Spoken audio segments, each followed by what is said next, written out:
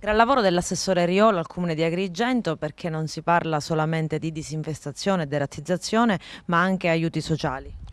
Sì, in questo momento volevo dare notizia alla città del fatto che la disinfestazione per quanto riguarda le zanzare è già iniziata ed è in corso. E questa è una cosa che la città aspetta da tanto tempo, ci si interroga, si chiede se ci saranno zanzare. Purtroppo noi siamo legati fondamentalmente anche a un problema meteorologico, nel senso che la presenza notevole di zanzare che già sono presenti in forma adulta adesso dipende da un problema meteorologico dei mesi precedenti, e cioè essendoci stato bel tempo nei mesi precedenti si sono sviluppate delle zanzare già in tempo molto precoce. Ho chiesto alla ditta che si occupa della zanzarizzazione di adeguarsi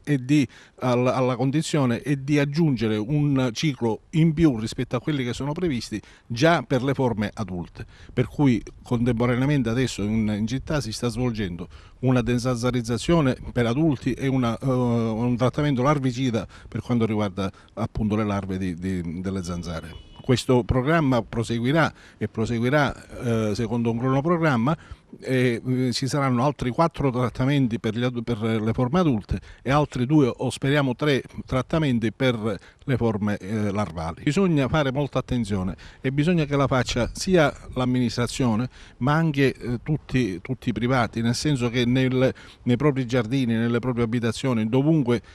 bisogna assolutamente evitare di lasciare ristagni di acqua che possono essere dal piccolissimo ristagno che possa essere un telone in plastica dove ristagna dell'acqua piovana o dell'acqua che serve per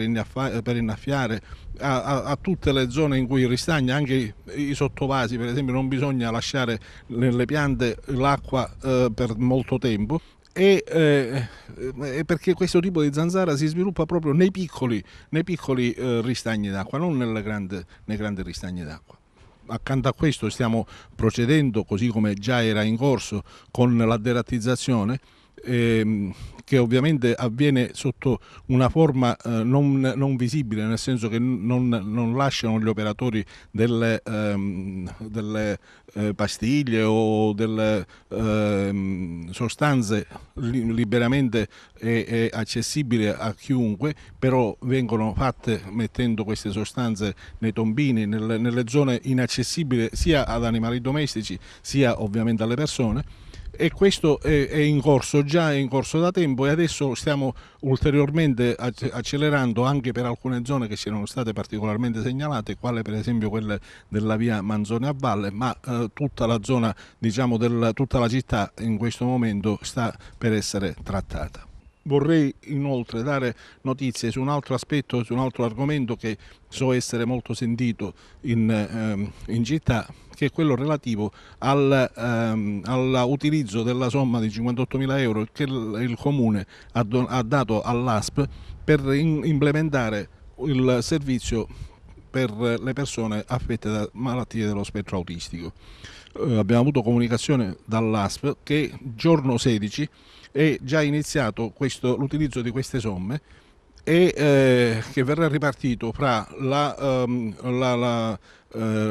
l'utilizzo di psicologhe in questo servizio e l'utilizzo di una figura di neuropsichiatra